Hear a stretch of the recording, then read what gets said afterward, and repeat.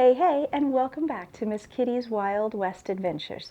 Today we're saddling up for a tale of courage, grit, and a ride that became legend, the Christmas Eve journey of Portagee Phillips.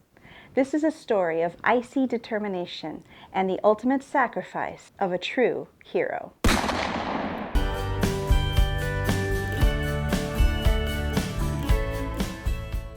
It was late December 1866 when a man named Manuel Felipe Cardoso, better known as Portagee Phillips, arrived at Fort Laramie. He was freezing, exhausted, and carrying news that could save dozens of lives. But to understand why he risked his life on a brutal 236-mile ride, we need to rewind. Phillips was born on April 8, 1832, in the Azores in Portugal. Like so many others, he was drawn to the United States with the allure of gold, and he found himself in Montana in 1865. The following year, he joined a party prospecting in the Big Horn Mountains and finally wound up at Fort Kearny in the Dakota Territory. By December of 1866, Fort Kearny was in crisis. Just days earlier, on December 21st, a horrific battle unfolded. Hundreds of Sioux, Cheyenne, and Arapaho warriors ambushed Captain William J. Fetterman and his 80 men. Every single soldier was killed, their bodies left frozen, mutilated, and scalped in the snow.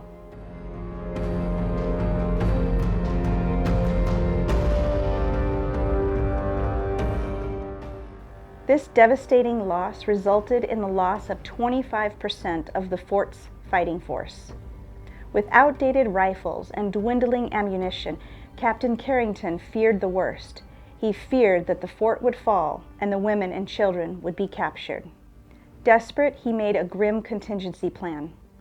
If defeat seemed inevitable, he would ignite the fort's powder stores, killing everyone inside the fort, men, women, and children. He thought that was better to sacrifice themselves rather than to fall victim and be kidnapped by the natives. But there was one hope: sending for reinforcements. The problem? Fort Laramie was 236 miles away, and the journey meant braving a deadly blizzard and hostile territory. Carrington asked for volunteers, knowing it was likely a suicide mission. Phillips stepped forward. Alongside one other man, he rode into the storm. After a grueling stretch, they reached Fort Reno, where they rested and received another message to deliver. With additional riders joining them, they pushed on, riding until they had reached Horseshoe Creek Station. There, they sent a telegram to Fort Laramie.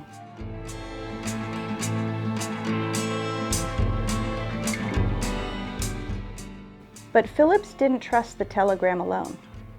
Mounting his horse one last time, he rode the final 26 miles solo, through negative 20-degree weather, howling winds, and blinding snow. He arrived at Fort Laramie around 11 p.m. on Christmas Day, interrupting a festive ball with his urgent news. His exhausted horse, the true unsung hero of this tale, collapsed and died just a few short hours later. Reinforcements were sent immediately, saving Fort Kearny and the lives within. For his bravery, Phillips was promised $300, roughly about $6,000 in today's money. Some say he never received it, since this mission was technically outside of his scouting duties. Afterward, Phillips couldn't escape the shadow of this horrifying winter.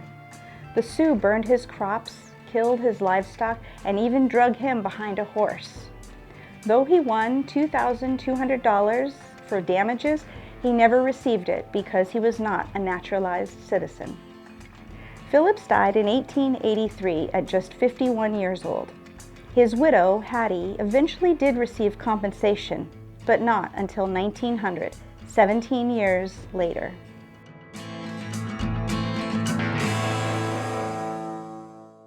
Portagee Phillips' legacy lives on as a testament to courage and resilience. And his only surviving child? Ironically, his name was Paul Revere Phillips, after another legendary midnight rider. So the next time you're warm and cozy on Christmas Eve, spare a thought for Phillips and his horse, who braved the storm to save a fort on the edge of the frontier.